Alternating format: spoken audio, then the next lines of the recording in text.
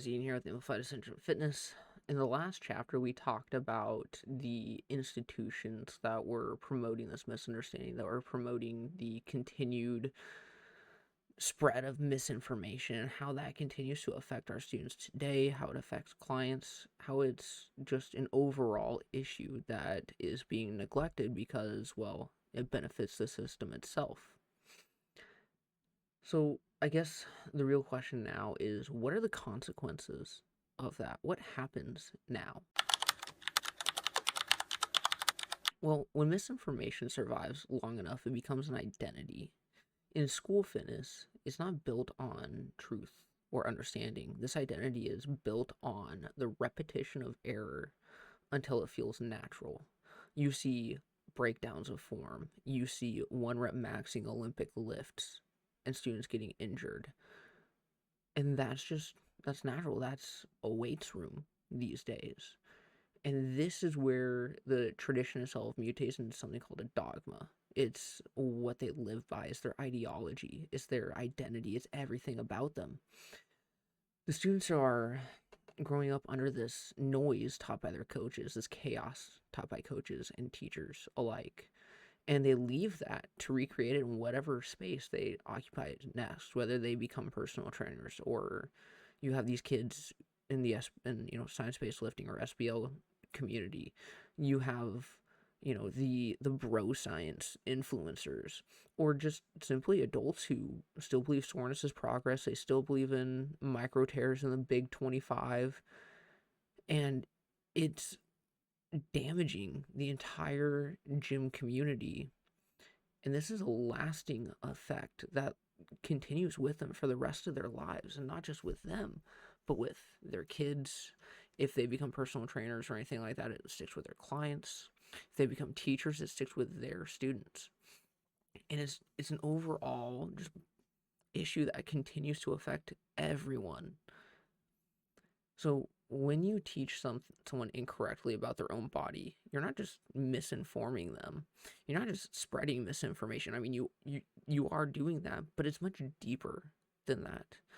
It's not just them continuing to believe some misinformation, but you completely redefine the relationships that they have with effort, pain, and purpose. They see pain in the gym as being okay. They see soreness or working through an injury as normal. They see maximum effort rather than true technique and form as being beneficial. And they lack a purpose. They think, oh, I was an athlete, so I trained like an athlete. Well, what are you now? How does that define your training style? A lot of times, what happens in these weights classes, you have to remember that the student who was humiliated under the barbell on max day doesn't just remember the weight that was on the bar. They remember the feeling of shame for not being able to perform or not being where you thought they were as their coach. They remember the kids laughing at them, making fun of them. They remember every single reaction, every single sense that happened in that weight room.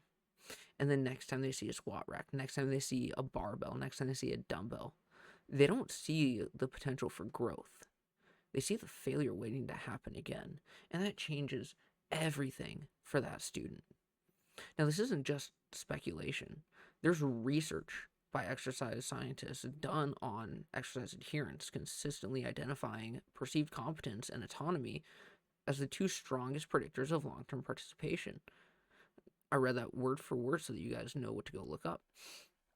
What this means is that if a student lacks the ability to see that they can do something, they're never going to do it again. Because they failed before, because they were humiliated in that classroom, they're never going to keep trying. And when students feel like training is something done to them, not by them, all their motivation collapses. You have students in that weight room who are trying to just get a PE credit, understand their bodies a little bit more, and the misinformation that we're teaching them leads to them completely deciding to never step foot in a gym again because of what happened in that class. And year after year, we have programs creating environments like this that strip away both of those two important things, the competence and the autonomy. A student doesn't learn how to move. They don't learn how to perform the exercises. They're just told what to do. They might be given a short demonstration on it. That's it. They don't learn how to perform the movements. They don't learn how to program these movements correctly or well. They don't learn about progressive overload. They're just handed numbers. They're told, do this many reps, not why. Do it at this weight, not why. And they're simply told to follow the program. They don't learn the important factors that go into this. They're just told to catch up or fail. We've turned this into not education, but just simply, can you follow what I'm asking you to do? And this continues over and over, year after year, group after group, generation after generation.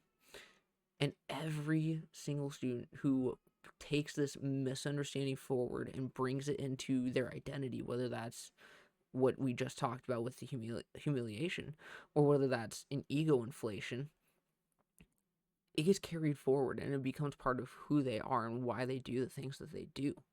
Some are going to avoid the gym, and the others are going to go out there and be absolutely clueless about how to actually build a program.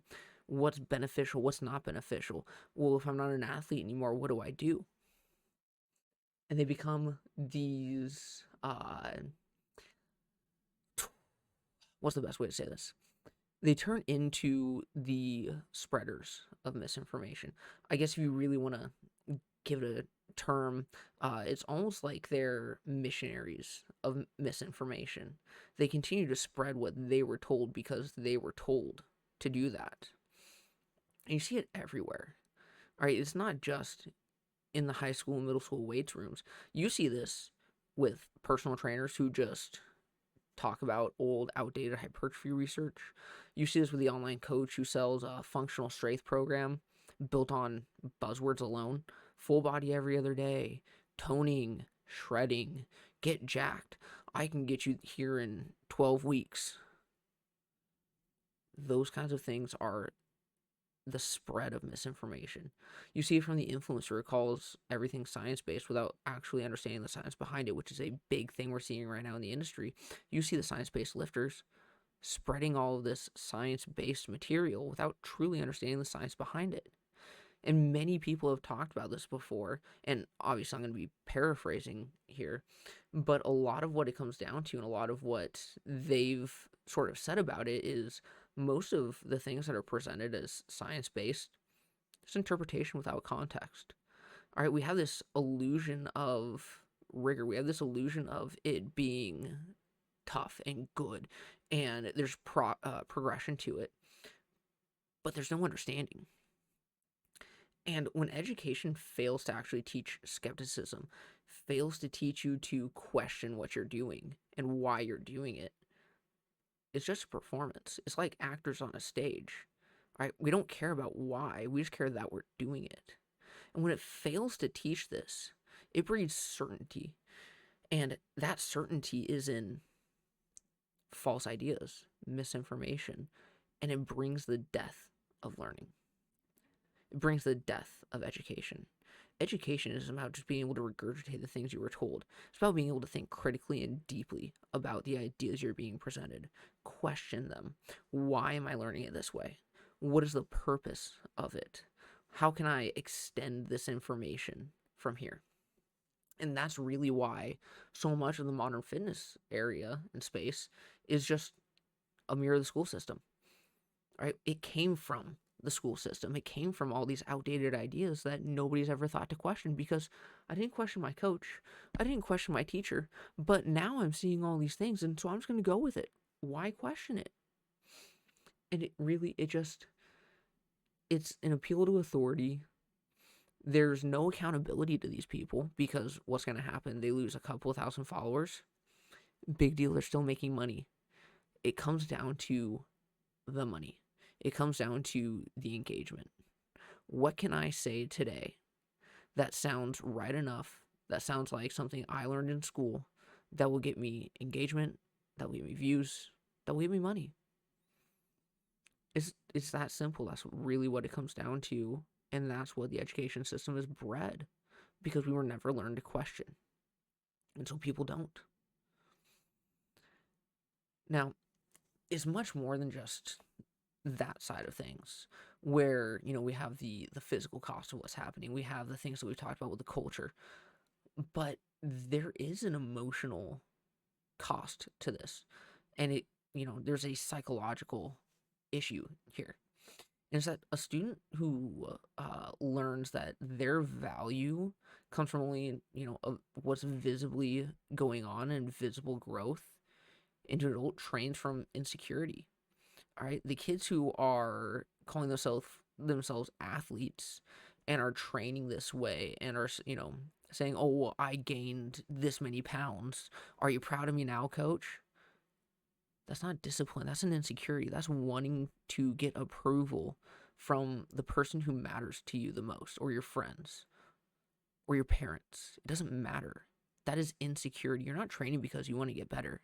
You're training because you need their approval, because they bred you that way. They chase progress not from, well, what can I do better? How much better can I personally get? They just don't want to go backwards. They're afraid of receiving a failing grade or, a lack of participation grade because they went backwards a little bit on a lift, but their form got better. If your form got better at the same weight, or you got, another extra rep, that's still progressive overload. You're still progressing. It's just not as visible as adding more weight or, a 40-pound increase in your max. But we're not taught that. We're taught that all that matters is that max weight goes up. They never learn in school that rest is a part of what we need to be working on. Rest is one of the most important parts, but they're not taught that in school. And rest mentally is one of the most important things you can do. Because when you're pushing as hard as you do in the gym, when you're using that much intensity, it takes a toll on you mentally. All right, I was deadlifting the other day, 5x6 at 75%. I don't remember half of my drive home because mentally I was so fatigued from that day. Rest is absolutely important. But what we're taught is that stopping just means you were weak. You just couldn't do anymore. I guess you need to get stronger. You need more endurance. You need this, you need that. That's not what it is. Rest is key to growth. They never learn about the feedback in your form. All right, it's important to have good form. It's important to get feedback on your form. If I'm a powerlifter and my form's really bad, I'm not being as efficient as I could be, I'm not going to be able to perform as well at the next competition. So I ask other powerlifters, hey, how's this look? You ask other people in the gym, hey, is this looking good? Because you can throw more weight and have terrible form. But in the long run, that's not beneficial. What's beneficial is getting feedback on your form. And when we're taught these things in school, and we're trained the way that we are in school, it's seen as a criticism. It's seen as an attack. If you critique their form, or you critique anything about it, the program, whatever, it's seen as an attack on them, but more importantly, an attack on their coach or their teacher, as a personal attack on them. You're calling them a terrible person. You're saying they don't know anything. That's not what's being said. What's being said is that your form needs to change. This is a critique on what you need to do to step up the game, rather than an attack on you as a person. And once that association is built, it's really hard for them to get rid of it. I've talked to many kids that I've had as students in the gym and tried to help them with their form, because they see me in there, they see me doing things, and they say, hey, how does this look? Or I'll see it and they'll look over and see me trying to help them out, and they won't take the critique because, well, that's an attack on them, that's an attack on the teacher, that's an attack on the coach. No, it's trying to be helpful. Take advice from the people who have been in the gym longer than you, who understand more than you, who weren't trained by your coach or your teacher. and learn a little humility so that you can actually be able to become the best that you can be. Now, if you ask any coach why they run a max day, you'll hear, well, we need another maxes so that we can do the rest of the program. It builds toughness. We need to show that they're stronger. We need to show this. We need to show that. There's not much to it, and they do it so often. And when they say mental toughness, it doesn't come from being pushed past breaking. It comes from being taught how to adapt, how to regulate, how to control effort over time. A max day really should be something that you do rarely, not as often as it's done in schools, as a way to measure the progress that's being made. Is your form the same? Are you able to push a little more weight? Did the program effectively taper off and build strength and in turn build more muscle? But this is seen as, well, everyone has to do it because it's the way that we build out the program. Really, this is not education. A max day really should not be done. They're not power lifters. They're not Olympic lifters. Why are we pushing them to run a max when we could just be progressively overloading week after week after week?